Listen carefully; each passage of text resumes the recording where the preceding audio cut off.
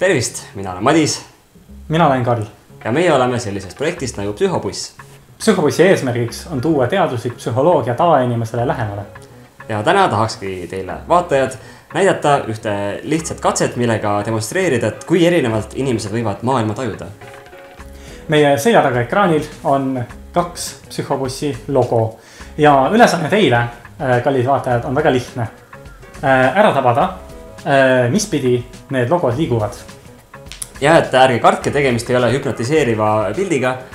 Võite arutada oma keskis, võite küsida nõu kõrvalistujalt, kui on. Ja võtke rahulikult aega. Mis suunas need logod liiguvad? Ja nüüd, kus te olete selle välja mõtlenud, võime me teile täie kindlusega öelda, et tegelikult on võimalik neid logosid näha liikumas mitut eri pidi. Demonstreeri meile, Karl. Ehk siis me võime vaadata neid niiviisi üles-alla liikumas, eriti siis, kui üks pool kinni katta. Aga see pole veel kõik, saab ka vaadata seda pidi. See on siis vasakule paremale, jah? Just. Ja tegelikult saab siit veel rohkem edasi minna. Ehk siis võime haarata kinni sellest ühest logost ja jälgida selle liikumist kas päripäeva või siis ka vastupäeva.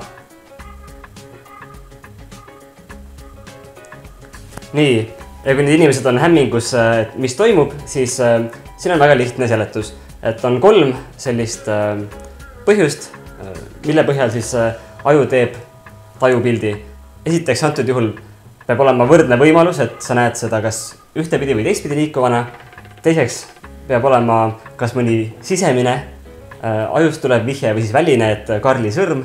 Ja kolmandaks aju enda väsimine, näiteks mingist ühest kindlast variandist ja siis otsustab ümber, et see teine variant võib-olla on ka huvitav.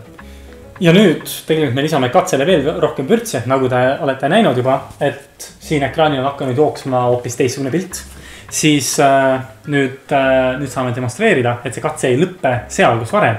Ehk siis, kui nüüd vaadata neid pilte, siis on vägagi võimatu näha neid logosid liikumas eri suundades. Ehk siis, kui ühe paari puhul me näeme neid liikumas üles-alla, siis teise paari peal on võimatu neid näha liikumas, ütleme, horisontaalselt. Kusagil samal ajal 2 erinevat tajupilti sellest stiimulist näha ei olegi väga nagu võimalik. Ja see on üks paljudest katsetest, mida me üritame siin Psühhobussis teaduslikul viisil tavainimestele näidata. Eelkõige, et see oleks lihtne ja aru saada. Ja kui see tundus teile põnev, siis kindlasti tulge meid vaatama rahvusvahelisele teadusteatrite festivalile sellel nädalal ning kindlasti ka nädala lõpus Tartus teadlaste ööle, kus me lubame, et Psühhobuss paneb teie aju plahvatama.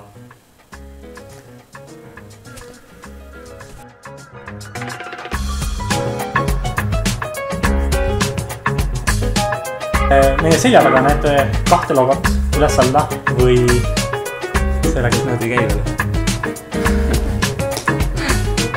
Jee!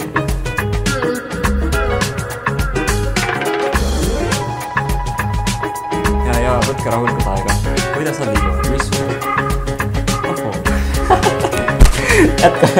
Ei, jätka jah.